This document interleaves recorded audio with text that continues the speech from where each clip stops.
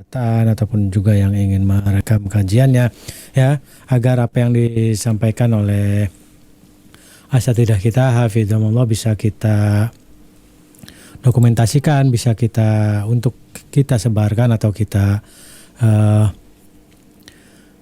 berikan lagi ya kepada orang-orang di sekitar kita agar sama-sama mendapatkan faedah dari apa yang sudah disampaikan oleh para asatidzah kita hafizahumullah.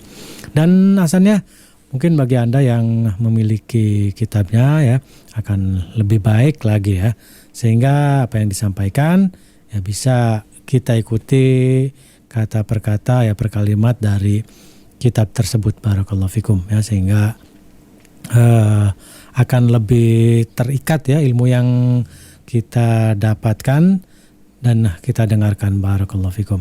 Baiklah, dari studio kami yang bertugas mengucapkan selamat mendengarkan, barakallahu fikum.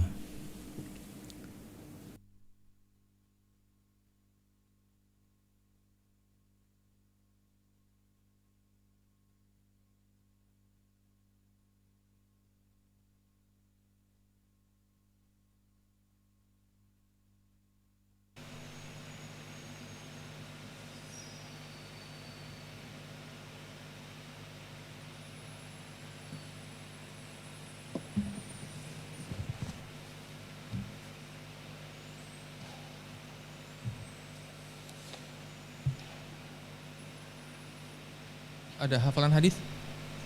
Hah? Taib. Kum waqra.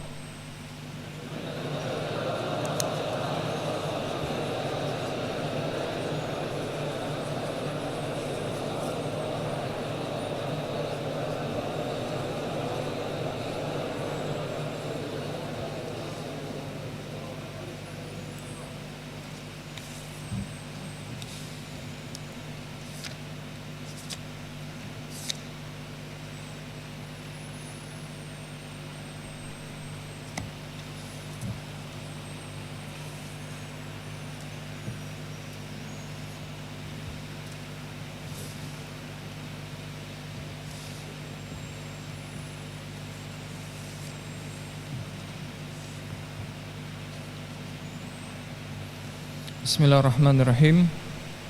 Assalamualaikum warahmatullahi wabarakatuh. Alhamdulillah, wassalatu wassalam ala rasulillah wa ala alihi wa sahbihi wa man wala. Masih di dalam pembahasan hadis yang ke-6, yaitu dari sahabat Abu Hurairah radhiyallahu ta'ala anhu, bahwa Rasulullah sallallahu alaihi wasallam bersabda, "Idza syaribal kalbu fi ina'i ahadikum falyaghsilhu sab'a." Wali Muslim ulahunna bitturab. Nabi sallallahu alaihi wasallam bersabda, jika seekor anjing meminum dari bejana salah seorang di antara kalian, maka cucilah sebanyak 7 kali. Disebutkan dalam riwayat Imam Muslim, ulahunna bitturab, yang pertamanya dengan tanah. Hadisnya diriwayatkan oleh Al-Imamul Bukhari dan juga Al-Imam Muslim. Demikian juga telah datang hadis Abdullah bin Mughaffal bahwa Nabi sallallahu alaihi wasallam bersabda, "Idza walagal kalbu fil ina faghsiluhu sab'an wa 'affiruhu tsaminata bitturab." Jika seekor anjing menjilat bejana, maka cucilah bejana tersebut sebanyak 7 kali. Wa'affiruhu, dan lumpurilah dengan tanah yang ke-8-nya. Hadisnya diriwayatkan oleh Al-Imam Muslim. Telah kita ketahui bersama faedah yang telah disebutkan oleh Syekh Abdullah Al-Bassam rahimahullahu ta'ala. Yang pertama, bahwa sangat besarnya, sangat beratnya najis anjing ini, karena memang di dalamnya terdapat najis dan kotoran-kotoran, sehingga bejana yang dijilat oleh anjing ya, menjadi najis walaupun bekas dari jilatannya tidak nampak.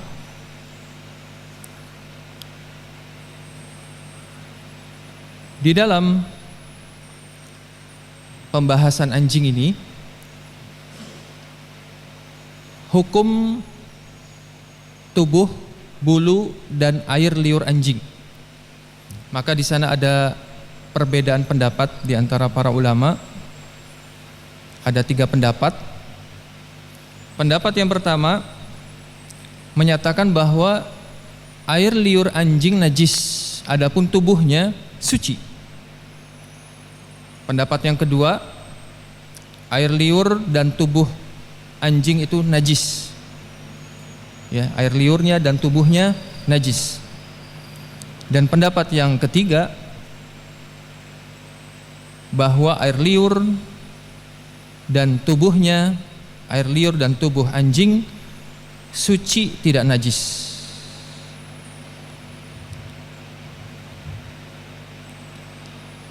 Adapun yang berpendapat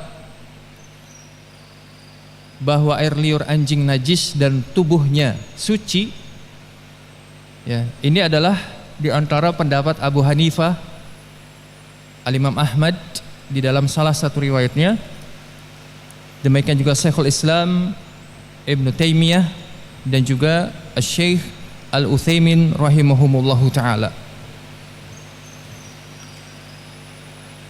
Mereka membawakan hadis yang diriwayatkan Imam Muslim.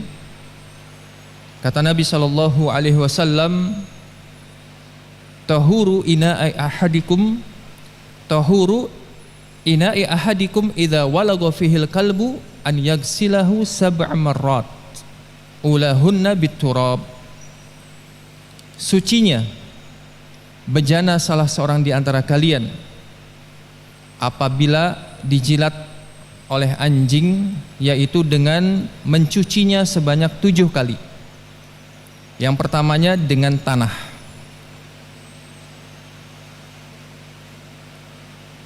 Kata tohur dikatakan oleh mereka tidaklah dipakai di dalam syariat ini kecuali dalam rangka untuk mengangkat hadas atau najis. Sehingga hadis ini dipakai oleh mereka para ulama yang menyatakan najisnya air liur anjing. Dan berkata Ibnu Hajar rahimahullahu ta'ala, telah datang dari sahabat Abdullah bin Abbas radhiyallahu ta'ala anhuma perintah untuk mencuci dari air liur anjing karena najis. Ya, disebutkan di dalam kitab Fathul Bari. Demikian juga disebutkan oleh Syekhul Islam bahwa pengkiasan bulu anjing ke dalam hukum air liur tidak mungkin, ya, tidaklah mungkin. Karena air liur keluar dari dalam tubuh dan bulu anjing, ya, itu tumbuh dari bagian luar tubuh. Sehingga bulu anjing demikian juga dengan tubuhnya, ya, tidaklah najis, tidak bisa dikiaskan dengan air liurnya. Karena sebagaimana beliau sebutkan bahwa air liur anjing itu keluar dari dalam tubuh. Adapun bulu, ya, bulunya itu tumbuh dari bagian luar tubuhnya. Dan insyaallah ta'ala pendapat yang kuat adalah pendapat yang pertama, yang dinyatakan bahwa air liur anjing itu najis, adapun tubuhnya, bulunya tidaklah najis, ya. Demikian juga pada faedah yang kedua, bahwa jilatan anjing pada bejana itu bisa membuat bejana tersebut menjadi najis. Demikian juga apa yang tersisa darinya. Dan faedah yang berikutnya, wajibnya membasuh atau mencuci apa yang dijilat oleh anjing sebanyak 7 kali. Ya, bejana yang dijilat oleh anjing maka wajib untuk dicuci ya sebanyak 7 kali. Yang pertamanya dengan tanah, atau dengan cara yang kedua yaitu dibasuh dengan air sebanyak 7 kali, kemudian yang ke-8-nya kemudian dilumpuri, digosok dengan tanah yang sudah bercampur dengan air. Faedah yang berikutnya, wajibnya menggunakan tanah 1 kali, dan yang lebih utama adalah dengan mendahulukan pembersihannya dengan tanah yang sudah dicampur dengan air ya, dan setelah itu dibasuh dengan air ya, dan sebagaimana telah disebutkan pada pertemuan sebelumnya bahwa cara untuk mencampurkan air dengan tanah bisa dengan memasukkan tanah ke dalam air atau memasukkan air ke dalam tanah ya. Demikian juga dengan cara menggosok tanah yang sudah dicampurkan dengan air, sehingga tidak ada perbedaan.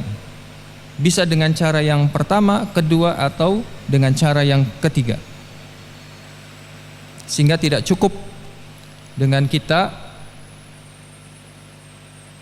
mengusapkan tanah saja kepada bagian yang dijilat oleh anjing tanpa dicampur dengan air ya, tidak mencukupi, sehingga tanah tersebut ya dicampur dengan air ya, dilumpuri dengan air.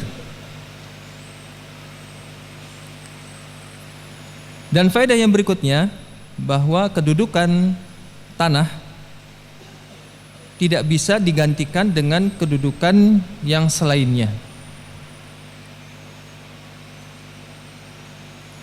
Tidak bisa diganti dengan menggunakan sikat tertentu, atau dengan sabun, deterjen, ataupun bahan-bahan kimia lainnya. Dan ini adalah pendapat yang paling sahihnya, karena di situ ada khilaf sebagaimana sudah disebutkan. Dan disebutkan juga oleh Syekh Abdullah Al-Bassam rahimahullahu ta'ala bahwa berdasarkan hasil pembahasan atau penelitian ilmiah kekinian, yakni hadithah al-buhuth al-ilmiyatil hadithah, yaitu dari hasil penelitian ilmiah al-hadithah secara modern atau kekinian dengan teknologi yang ada, maka dijumpai dengan menggunakan tanah membersihkan najis bekas jilatan anjing tersebut dengan menggunakan tanah bisa menghilangkan najasahnya, menghilangkan najisnya yang tidak bisa dihilangkan dengan selainnya. Maka kata beliau, kalau seandainya ini adalah benar, maka ini adalah salah satu mukjizat syariat yang mulia ini. Dan kita masuk ke dalam faedah yang berikutnya, yaitu faedah yang ke-6. Berkata Syekh Abdullah Al-Bassam rahimahullahu ta'ala, azamatu hadhihi syari'atil mutahharah, betapa agungnya, betapa besarnya syariat yang suci ini. Wa annaha tanzilun min hakimin khabir, yang syariat yang mulia ini, yang suci ini telah diturunkan oleh Allah Subhanahu wa taala yang maha bijaksana lagi maha mengetahui. Wa anna muaddiyaha salawatullah alaihi lam yantiq anil hawa, dan yang menunaikannya, yang menyampaikan apa yang telah datang dari Allah Subhanahu wa taala adalah Rasulullah sallallahu alaihi wasallam yang tidaklah berbicara dari hawa nafsunya. Wa dzalika anna ba'dul ulama hara fi hikmati hadzal taglidz fi hadhihi najasah, Kata beliau rahimahullahu taala bahwa sebagian dari ulama mereka mencari hikmah dari berat dan kerasnya najis anjing ini. Ma'annahu yujadu ma huwa misluha ghilzatan. Bersama dengan itu pun telah didapati yang semisalnya, yakni najis yang sama-sama beratnya. Walam yushaddid fit tadhiri minha, tetapi tidak sekeras ya di dalam pensuciannya. Jilatan anjing ini cara mensucikannya berbeda dengan yang lainnya. Harus dengan membasuh dan mencucinya sebanyak 7 kali. Yang pertamanya dengan tanah, sehingga tidak ada bentuk najis yang selain najis ini di dalam pensuciannya, ya, yang sama dengan pensucian najis yang dikeluarkan dari anjing ini. Hatta qala fariq minal ulama inna tadhir ala hadhil kayfiyah min wulughil qalbi ta'abbudi la tu'qalu hikmatuhu. Bahkan sebagian dari ulama mengatakan bahwa cara pensucian dengan sebab jilatan anjing ini adalah ta'abbudi, dalam rangka ibadah kepada Allah Subhanahu wa taala yang tidak bisa diketahui hikmahnya oleh akal-akal manusia. Hatta ja'at tibbul hadis biktisyafatihi wa mukabbiratihi fa asbata anna fi lu'abil kalb makrubat wa amradun fattakah, hingga datang ilmu kedokteran yang modern ya, dengan alat-alat pembesar maupun dengan mikroskop ya, maka dijumpai pada air liur anjing terdapat mikroba-mikroba dan juga penyakit-penyakit yang membahayakan, mematikan. La yuziluhal ma wahdah, yang tidak bisa dihilangkan dengan hanya menggunakan air. Fa subhanallah, fa subhanal alimil khabir, wa hani'an lil muqinin wa wailan lil jahidin. Maha suci Allah Subhanahu wa taala yang Maha mengetahui. Wa hani'an lil muqinin, kenyamanan, ketentraman bagi orang-orang yang yakin. Wa wailan lil jahidin, dan kebinasaan atas orang-orang yang menentang.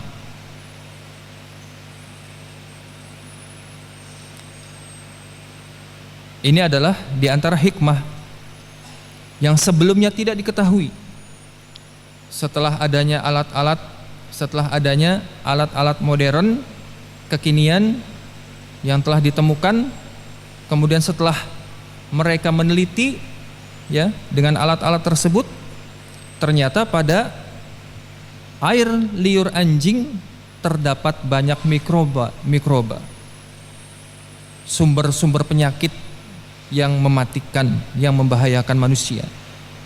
Yang hal itu tidak hanya bisa dihilangkan dengan air, sehingga ini adalah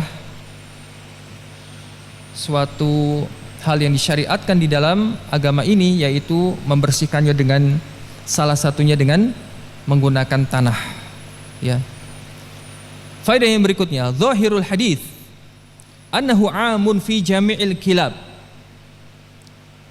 Ammal kilabul lati adzana asy-syari'u bittikhadhiha mislu kilabis sayd wal hirasah wal masyiyah faqad qil inna ijabil ghusl ala ma yahsulu minha fihi haraj. Farrukhsatu bittikhadhiha qarinatun taqudu ila takhsisit tasbi' bighairiha. Kata beliau rahimahullahu taala, zahir dari hadis ini sifatnya umum pada semua anjing